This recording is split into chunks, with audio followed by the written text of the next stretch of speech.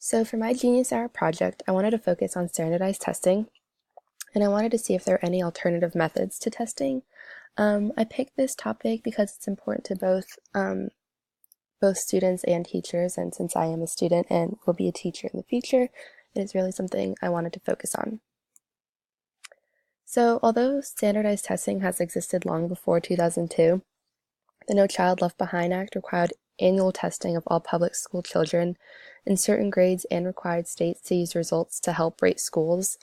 However, this is not an accurate measure of rating schools because it's just something you are unable to, it's using a test to measure something that cannot be measured by a test.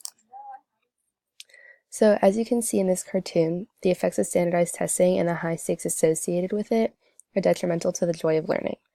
There's a never-ending cycle that is associated with these tests. So in the illustration, if a student does not know the answer or perform well, then teachers are at risk for losing their jobs, and then schools have the potential of losing their accreditation. Both teachers and students spend their time preparing for these tests instead of focusing on information that could be helpful to them in the future. So here you can see like the student is freaking out and the teacher's like, no pressure, but if you miss number 9, like you're out of a teaching job, and then the person behind him is like, no biggie, but if he messes up, then your accreditation is gone. And it's just like a whole never-ending cycle, and it's all like weighing on the shoulders of the student. So it's also important to realize that these tests do not define students and who they are and what they are capable of, because multiple choice is ultimately like unable to predict future academic performance. Like creativity and innovation cannot be measured by paper and pencil, and it's just very hard to measure these things this way. So these tests are also inaccurate measures of how a teacher is doing. So you can see in this image, the people, the education experts, as they claim, are asking the teacher, what are you doing wrong? What are you doing wrong? If the standardized test grades are not what they want it to be. However, a teacher can try her absolute hardest, but there's only so much she can do. So she can give the students the information, but it's up to the student to decide what they want to do with it and how they're gonna like use it in the world and in the future. There are also many factors that are not taken into consideration. So like on the desks here, we have dadless, homeless, teen mom, no discipline, no books.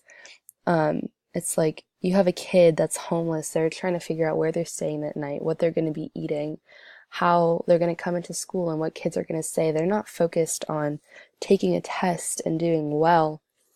They could ultimately just like pick C and go the whole way down, and this is obviously not an accurate measure of what they're capable of and what the teacher is capable of. It's just there are other factors involved, and these tests don't take this into consideration at all. So what can we do about it?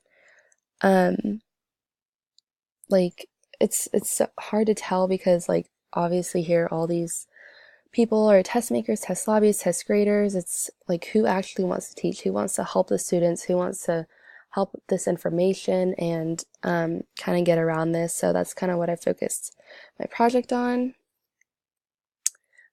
So I really wanted to research the different types of methods that are out there and like how to measure success and what we can do instead of just relying on these tests so heavily.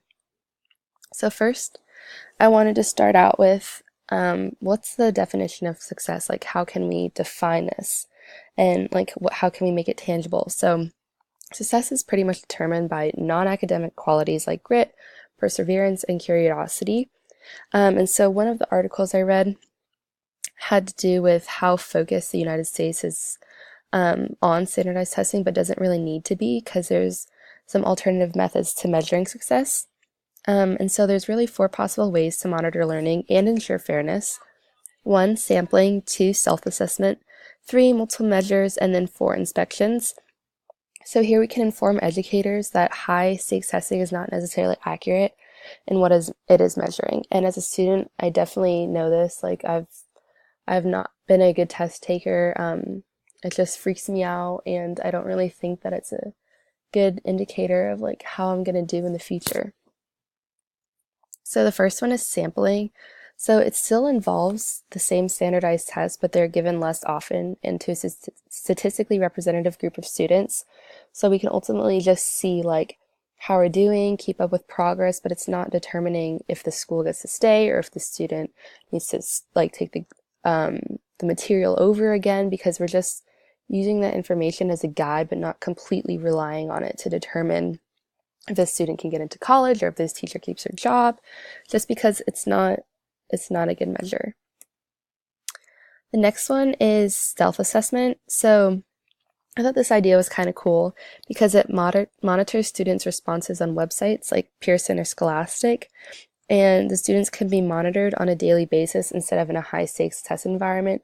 So not preparing for this long 4-hour test and like, oh, you don't get into this college if you don't take this test and if you don't do well on it. But instead, if these kids are like participating in this, it shows over time like how they grow, what they're learning, what they're doing wrong, what they're doing differently, how they're correcting it.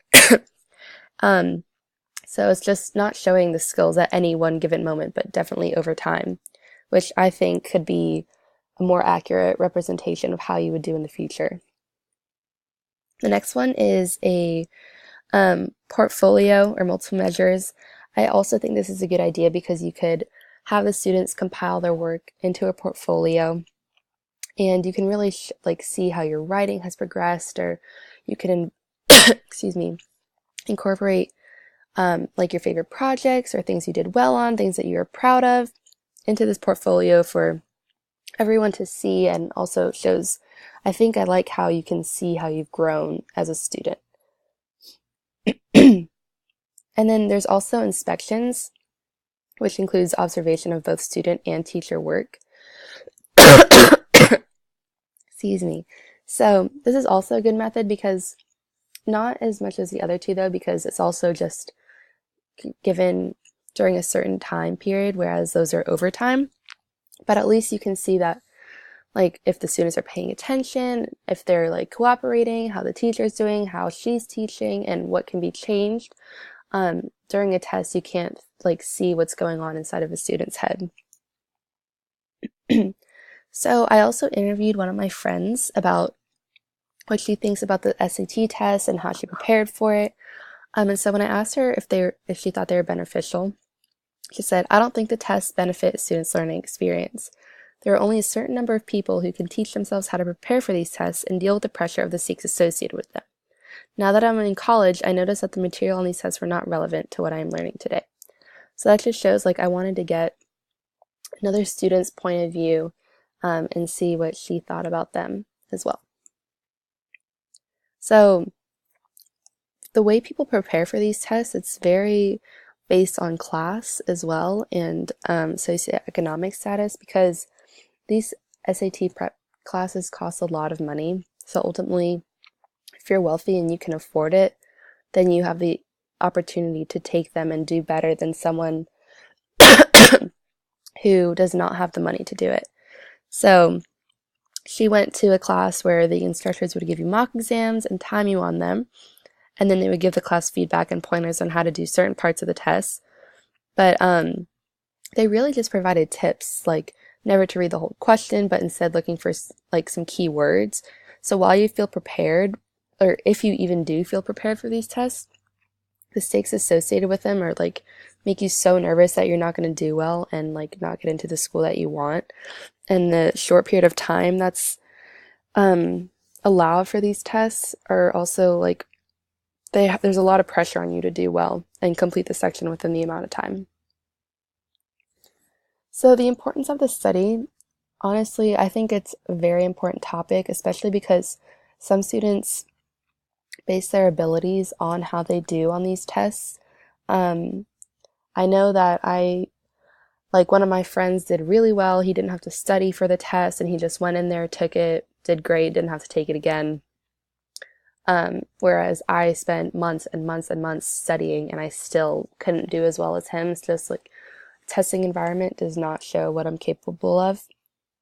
So I think that's important that students don't associate them with how they do on these tests. We also need to focus less on like rigor and more on application because despite the high stakes associated with testing, the US has shown no significant improvement over the past 20 years, according to the Program for International Student Assessment. So, to continue my research, I would recommend future students to keep thinking of ways we can modify and better the system because we've relied on it for so long. I don't think we can completely eradicate it just yet. But we can ask questions like, how can we focus on the strengths of our students instead of their weaknesses? And what if standardized tests help students figure out their way of arriving at an answer and help them find their uniqueness?